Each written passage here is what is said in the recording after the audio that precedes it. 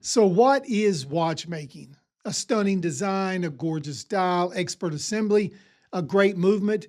Maybe it's all of that. So join me as we break down a watch that may have captured every bit of it.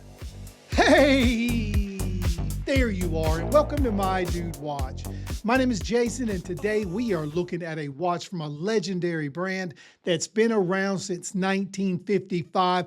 You don't want to miss this. This is going to be fun. You know the deal. Grab a snack, pull up a chair, and let's talk watches. Real quick, guys, you asked for it, and here it is. My Dude Watch has merch. Now, remember, you're not going to find this dapper dude stuff at the mall, so if you are interested, click the link in the description. It'll take you right to the landing page, and check it out. Now, back to the watch. I wanted to take just a moment to thank Sea-Gull Watches for sending over this piece. This is the Sea-Gull Ancient Cloud Motif. They asked for a complete and thorough review, and that's exactly what we'll give them. Now remember, you know how this works. The thoughts and opinions of this piece are entirely my own. And we are ready to roll, and we'll start right here, as we always do, with the tail of the tape. So what are we working with here? The Sea-Gull Ancient Cloud Motif measures in at 38.5 millimeters in case diameter, just over 48 millimeters lug to lug, and just under 12.5 millimeters thick. You get a 316L stainless steel bracelet. Actually, you get stainless steel everywhere. I'm talking about the case back crown, and bezel, and one of the cleanest crystals anywhere. You get 100 meters of water resistance, and this piece is running off Sea-Gull power, specifically the ST2100 automatic movement. So I measured this one myself, and Sea-Gull's published dimensions are pretty much right on the money. Now, some people are going to hear 38 millimeters and immediately think, meh, that's just too small. But let's take another look because the proportions are right on point. Yes, 38 millimeters sound relatively compact on paper, but this watch wears much larger than that number suggests. The integrated style bracelet gives it a wider visual footprint, and the case sits so evenly across the wrist that it never feels undersized. More importantly, it's comfortable, it's balanced, nothing feels top heavy, nothing feels awkward, and the bracelet flows naturally from the case. So if the 38 millimeter diameter is the one thing making you hesitate, I wouldn't let that number scare you away. On the wrist, this just works. Okay, so we need to talk about the star of the show. We need to talk about this dial because I can tell you right now, the pictures do not do this thing justice. This dial is absolutely stunning. There is texture everywhere, but it doesn't feel random. There's repetition, there's structure, there's symmetry, and the pattern gives the dial a sense of movement without actually making it feel busy. And that's not easy to pull off because there's a fine line between a detailed dial and a dial that becomes visual noise. And then you get this blue. The color was chosen to represent the beauty of the sky. And when you combine that blue with the flowing cloud pattern, the whole design starts making sense. The pattern and the color aren't competing with one another. They're telling the same story.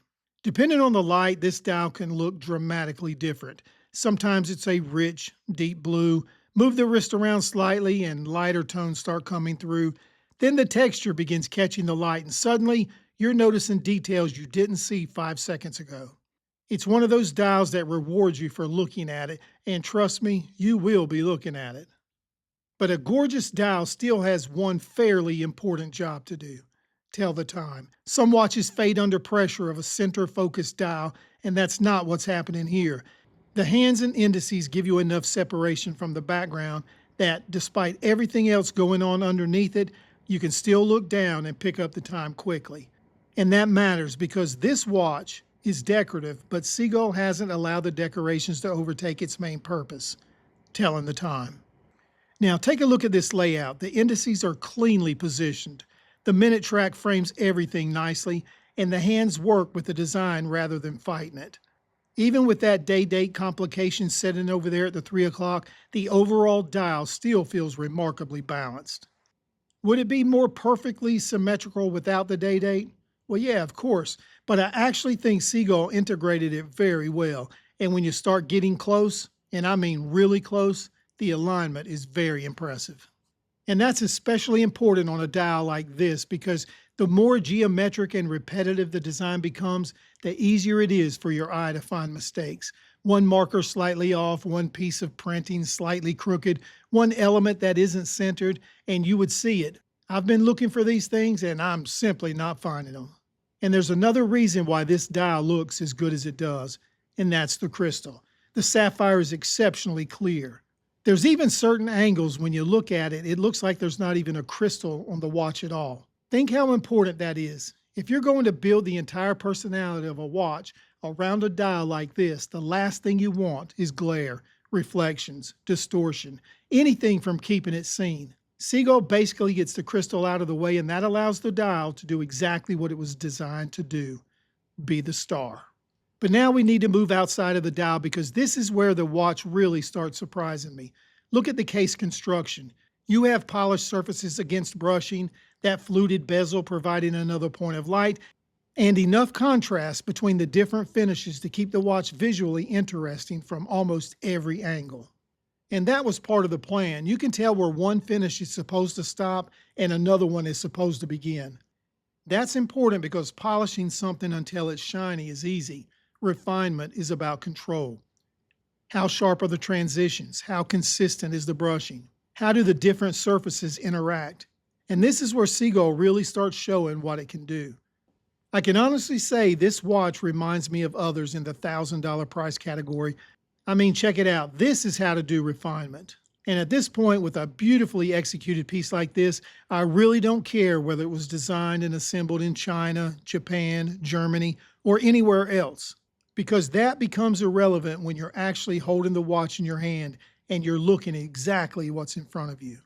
The brushing on top of the lugs is clean, the polished surfaces are crisp, the transitions are sharp, the bracelet looks and feels like it belongs here. The crystal is practically disappearing, and the way the watch plays with the light is something to behold in person.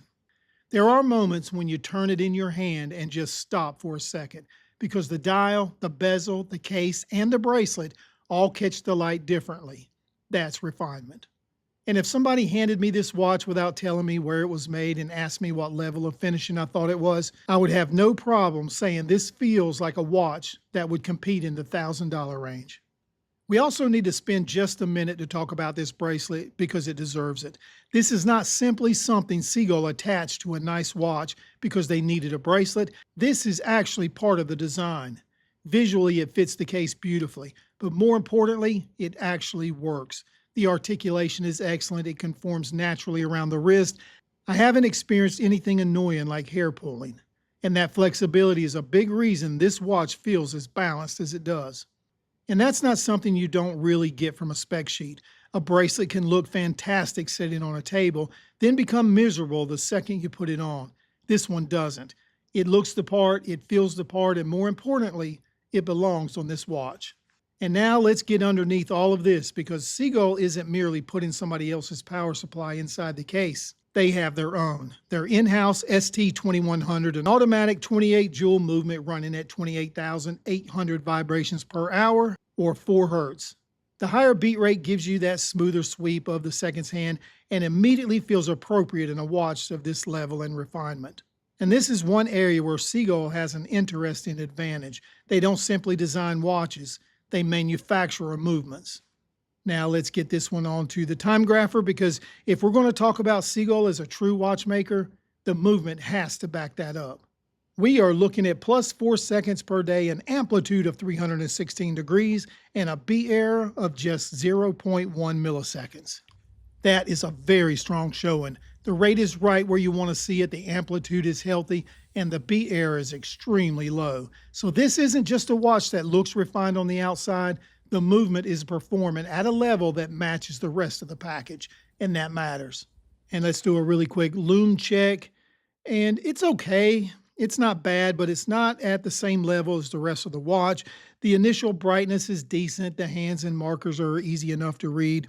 But this is definitely not a Lume monster, nor is it intended to be. And that's fine, because Lume isn't why you would buy this piece. You buy it for the dial, the design, the refinement, the bracelet, the movement, and the way the whole watch comes together.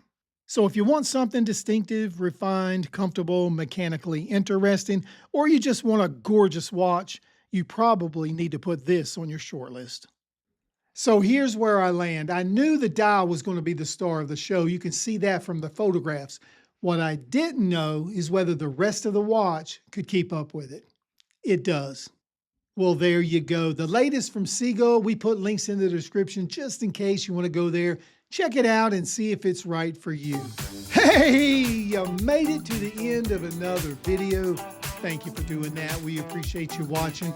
If you enjoyed what you saw today, please take the time to like this video and subscribe to the channel. It'll only take you a second, but it really does help. All right, guys, we're checking the time, and it is time to wrap this up, so we will close the show. My name is Jason with My Dude Watch. We'll do it all again next time, but wait, don't forget, dudes can't be late.